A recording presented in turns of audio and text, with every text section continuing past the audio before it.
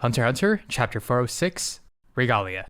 This chapter contains some of the best art we've seen in this entire arc, and some pretty insane twists regarding the succession battle, as well as our favorite stage performer. So let's do a deep dive and draw the bigger picture. We start off following underboss of the Char, Tajao, leading Nobunaga, Phinx, and Feitan up to Tier 2. Tajao tells Nobunaga he needs to put away his, big sword energy, or else they're going to get into some serious trouble upstairs with the royal army. In classic Nobunaga fashion, he reacts poorly to this. However, Feitan suggests that it's a makeshift sword anyways, which leads a lot of people to think that Nobunaga conjured a new sword after losing his original to the Heil-Ly lawyer. However, I think it's more likely that he transmuted one, since we can see Nobunaga is a natural enhancer that leans towards transmutation. So he could have easily picked up an object and transmuted it into a sword, instead of conjuring a new one. Phinx gets nostalgic from all the surrounding shit he's smelling, and hey, I have my own fair of shit that gives me nostalgia too, so can't blame him there. Tajao tells them that the GU and Char families managed the waste disposal of all the citizens on the whale, and Nobu deduces that the Heil-Ly are masquerading as waste disposal subcontractors. Phinx and Feitan clue in that the Heil-Ly are luring job applicants into separate rooms where they are then killed. If you didn't have a reason before to stop working your 9-to-5 job and become a content creator, well, now you do. This is kind of poetic when you consider Morena's dung heap of a world statement back in chapter 378. It's as though the Heil-Ly, both metaphorically and now literally, are doing garbage cleanup. Nobunaga decides to head back, possibly to investigate Char under boss Kenny Wang. I can't shake the feeling though that this might be the end for our boy Nobunaga. If we learned anything after York New City in the aftermath of Hisoka vs. Chrollo, it's to never separate from the pack and go alone. Next, we get a glimpse into HInrigh's Nen tracker reverting back to its original form. If you're confused by this scene, HInrigh and Nobunaga previously fell into Heil-Ly's hideout, where HInrigh used his ability to turn his transmission device into an oyster. This transformation lasts for about 2 hours, hence why we see the oyster reverting back to the transmitter. And here we get a very twisted scene showing Lynch, who, true to her name, was lynched by Bonolenov. Or should I say, Bosoka? Previously, Bosoka was hoping the Mafia would be dumb enough to fall for the Hisoka disguise, but little did he know that among them was the 5D chess-playing Giga Chad, who somehow strings together the most absurd sequence of hypotheticals to deduce that Lynch's lynching was indeed the work of a fake Hisoka.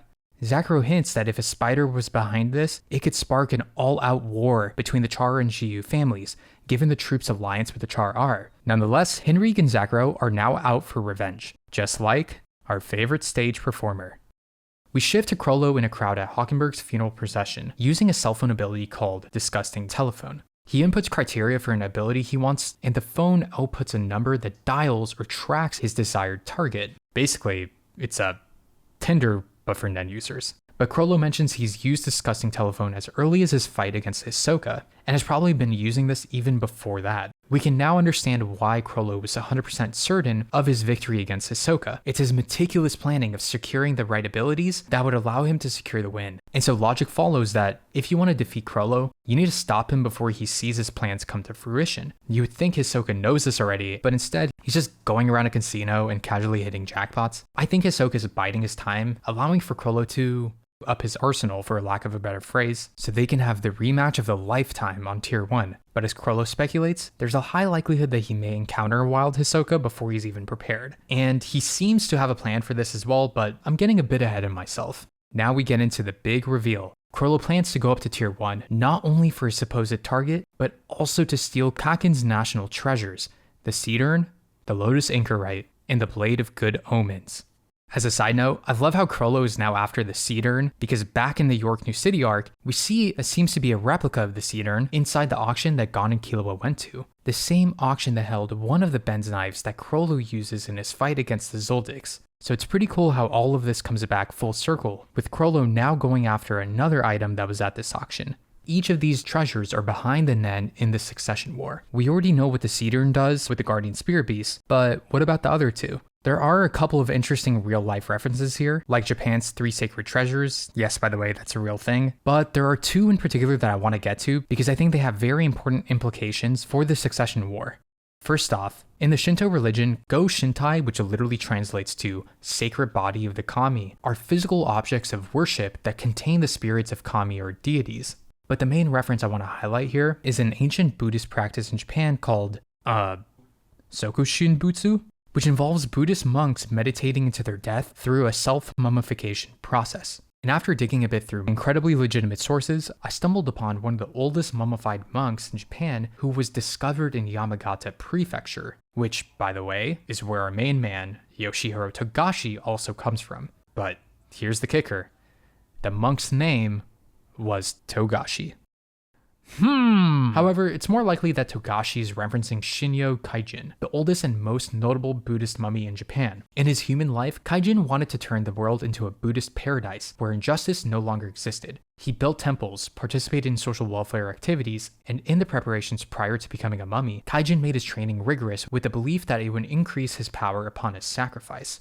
This reminds me of so many things that are happening in this arc, but the main theme here that I'm connecting this all to is post-mortem Nen. At this point, I wouldn't be surprised if this artifact contains the post-mortem Nen belonging to the original king of Kakin, the guy who came up with this whole succession war concept to begin with. I think it's a given that the Lotus Anchorite prevents the princess from escaping the boat, hence why Kacho, as the youngins would say, was catching all those hands. Anyway, I think I've given this one a little more thought than it probably deserves. It's more than likely that this can all go nowhere, and it's just a simple reference that Togashi inserts. As for how the third treasure will come into play, a popular theory making the rounds is that the last survivor will use the blade to kill King Nasubi, but the name of this sword leads me to believe it'll be used for a completely different purpose. For example, severing the Nen that ties the other treasures to the succession war, thereby putting an end to the war. And if that's the case, I think it would be poetic if Chrollo was the one to do this, considering he did say, ties are to be severed, not forgotten. Chrollo assumes that the Mafia told the army about the troop being on board.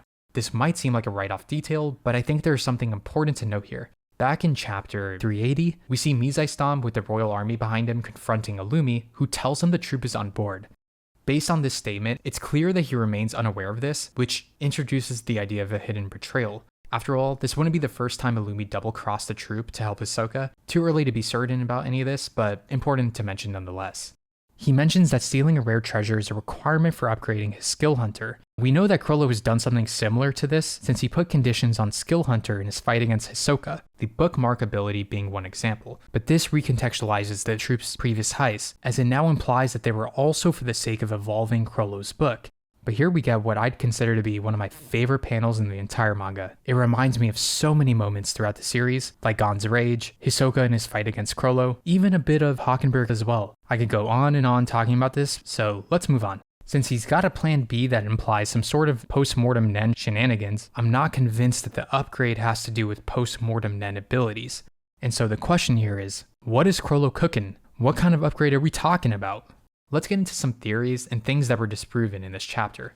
As it turns out, Chrollo was actually going after both real treasures and a Nen ability, disproving the idea of there being a retcon, as one small YouTuber once said. And it also turns out that the page Chrollo was after was not actually Kurapika's ability, contrary to popular belief. But here's why I don't think Kurapika is Chrollo's match. Let's say Disgusting Telephone allows Chrollo to set requirements for a desired ability, and say that one of Kurapika's abilities happens to be an exact match. Wouldn't Chrollo be able to deduce that he just needs one of Kurapika's abilities and go steal it as opposed to wasting his time searching through various crowds? I think people are forgetting that Chrollo is intimately familiar with Kurapika's Nen, as he was a victim to Judgment Chain, and the troop knows most of his Nen abilities after inheriting Paganoda's memories. A counter-argument to this would simply be that Chrollo isn't aware that Kurapika is on the boat, but if Chrollo could somehow get intel on Kakin's royal treasures, then surely Chrollo could figure out if Kurapika is on board the ship. So it makes the most sense that it's someone he hasn't met before who's also on Tier 1. Admittedly, I think it would be hilarious if Chrollo's match was Kurapika, considering he was fooled by Kurapika's disguise back in Yorknew. That would certainly fuel the fanfics that exist out there. Yes, they do exist by the way, and they are more cursed than even Fugetsu. We can also cross off Hisoka for the obvious reason that Chrollo is trying to avoid Hisoka. So who is the supposed Nender match Chrollo is looking for? I'm going to go ahead with full conviction and suggest that Chrollo's target to be the most terrifying sandwich of them all. Terror sandwich. Here's why. First, if we're taking the quote of powerful and rare literally, what ability fits that description more than Tsuraynik's parallel future? Given the right conditions, this ability would 1000% ensure Hisoka's defeat, even more than Camilla's Nencat in my opinion. And if you know anything about Nen battles, being able to see your opponent's next move and alter the outcome is as strong as a Nen ability can get. But there are significant hurdles Chrollo would need to overcome here. The condition is to have his eyes closed and enter Zetsu for at least 10 seconds, which is incredibly risky, especially when you're up against Hisoka. But unlike Sandwich, who is still training to activate Zetsu in under a second, Chrollo is a Nen master, so it wouldn't surprise me if he can enter Zetsu within a second or less. And as long as Chrollo has the conditions met, for example, being able to use parallel features with abilities like Convert Hands, which allows him to disguise himself in a crowd, then it's possible he can use this ability and avoid the risk that comes with it. But you're probably wondering, how would that even work when the ability requires Zetsu? Wouldn't that just undo his bandit's secret? First, Zetsu closes off aura nodes, thereby preventing aura from leaking outside the body. However, aura still exists and flows within the body, which would explain how Seri can still activate the ability with Zetsu. He doesn't necessarily need his aura to be outside of the body, since, as far as we know, it's purely psychological. Considering that Chrollo is also a specialist and can use Zetsu, then he should be able to use this ability as well. As far as having the book activated with Zetsu, I believe the reason Chrollo wants to evolve Skill Hunter is for this exact purpose, to use abilities that he normally wouldn't be able to use, such as those with conditions like Zetsu. Also, the narrative implications here would be really fascinating, considering that Mr. Sandwich has the remaining Scarlet Eyes, and there's likely a connection that ties Sandwich, Chrollo, and Kurapika together, serving as the impetus for a quote-unquote Chrollo and Kurapika team-up.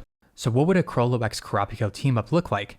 Well, if Chrollo were to disguise himself as a guard with Convert Hands, somehow making it to Kurapika's Nen class, they could establish a temporary alliance in exchange for crucial information, just like how Kurapika and Hisoka shared information about the spider's abilities back in York New. I believe Chrollo could leverage his knowledge of Cyrenic's ability, as well as the sacred treasures that are propagating the Succession War, in exchange for one of Kurapika's abilities that would help deal with Cyrenik. My guess is Kurapika would give him Judgment Chain, which theoretically could work given Chrollo's a specialist, but he would also need to have mastery over both emission and manipulation. And I've seen a popular theory that Kurapika could use Longi's Nen contract so that Chrollo wouldn't backstab him later, and so I think this would present the perfect opportunity for that to happen.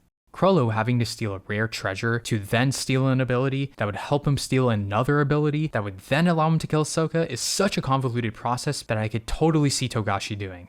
But that's the bigger picture of chapter 406. This is the most excited I've ever been reading a manga series, and I didn't really have anyone to talk to about any of this, so I'm making these videos with the hope that I get to discuss my love for Hunter x Hunter with all of you. But on that note, thanks so much for watching. Why don't you go ahead, like and comment on this video, since there are no conditions in doing so, and I'll see you next week for a deep dive into chapter 407.